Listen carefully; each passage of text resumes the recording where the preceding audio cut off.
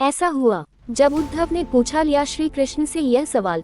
दोस्तों, यह एक सत्य घटना है महाभारत काल की। ये घटना है भगवान कृष्ण और उद्धव के बीच हो रहे सवालों जवाबों से भरी वार्तालाप की, जिसके द्वारा ईश्वर और कर्म का बहुत अच्छा ज्ञान जानने को मिलता है। अब श्री कृष्ण जी का धरती पर समय समाप्त होने को था, यानी उन्होंने जो अवतार लिया था, अब वह अवतार त्याग कर गोलोक जाने को तत्पर हुए। जाने से पहले वो उद्धव से मिलने को बहुत व्याकुल हुए, क्योंकि उद्धव ने बचपन से सारथी के रूप में उनकी सेवा किया था। इस विचार से श्री कृष्ण जी उद्धव को कुछ वरदान देने को इच्छुक हुए। तब श्री कृष्ण जी ने उद्धव को अपने पास बुलाया और पूछा कि गोपियों के कृष्ण, 5 कृष्ण की अनन्य भक्त सखियां थी, एक दिन वे वन में बैठी फूलों की माला गूंथ रही थी और प्रसन्नचित होकर श्री कृष्ण की बातें की जा रही थी।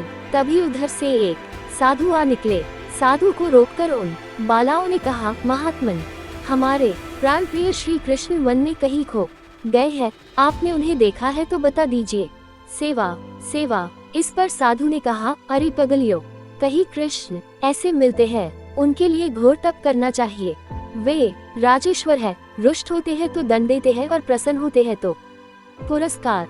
सवा सखियों ने कहा, महात्मन, आपके वे कृष्ण कोई और होंगे, हमारे कृष्ण तो राजेश्वर नहीं है, वे तो हमारे प्राणपति है, वे हमें पुरस्कार क्या देते, उनके कोष की कुंजी तो हमारे पास रहती है, दंड तो वे कभी देते ही नहीं।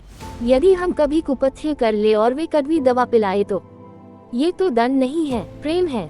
उद्धरण चिन्ह। साधु भी उनकी बात सुनकर मस्त हो गए। सभी गोपियां श्री कृष्ण को याद करके नाचने लगी, साथ ही साधु भी तन्मय होकर नाचने लगा।